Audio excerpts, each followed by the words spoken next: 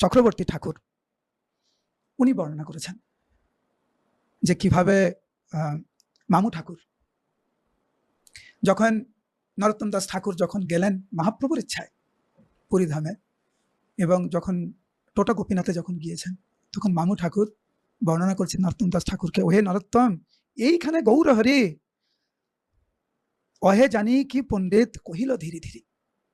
উনি বলছেন এই স্থানে শ্রীমন মহাপ্রভু কি যেন বলছিলেন ধীরে ধীরে, আস্তে আস্তে বলছেন, আমরা ঠিক শুনতে পাচ্ছিলাম না। তখন আমরা দেখলাম যে দুইজন মহাপ্রভু ক্রন্দন করতে করতে বলছেন গদাধরকে, এবং গদাধর পণ্ডিত ক্রন্দন করছেন মহাপ্রভুর সেই কথায়। পরবর্তীতে আমরা পড়েছি আমরা শাস্ত্রে যে মহাপ্রভু চাইছিলেন চলে যেতে, আর গদাধর পণ্ডিত বললেন প্রভু আমিও তোমার সাথে চলে যাব, কিন্তু মহাপ্রভু নির্দেশ দিলেন যে না, তুমি যাবে না, তুমি থাকো কিছুদিন, তোমার জন্য কিছু সেবা আছে, শ্রীনিবাস আসবে, তুমি ভাগবত শিক্ষা দেবে তাকে। সেই জন্য মহাপ্রভুর কথাতে দুঃখ হলেও থেকে গেছে। তো এখন আমরা বুঝতে পারছি যে দুটো আমরা কানেক্টিং করি যে কি কথা বলছিল আর কি। তো এখানে বলছেন দোহার নয়নে ধারা বহে অতিশয়, তাহা নিরেধিতে দ্রবে পাষাণ হৃদয়, পাষাণও গলে যাবে। আর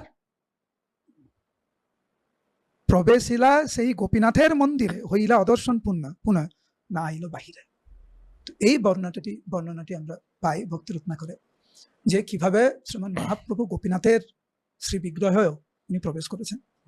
তো এইখান থেকে দুটি পরিষ্কার যে মহাপ্রভু একই সময় জগন্নাথের শ্রী বিগ্রহে উনি প্রবেশ করেছেন, আবার গোপীনাথের শ্রী বিগ্রহে উনি প্রবেশ করেছেন। এইভাবে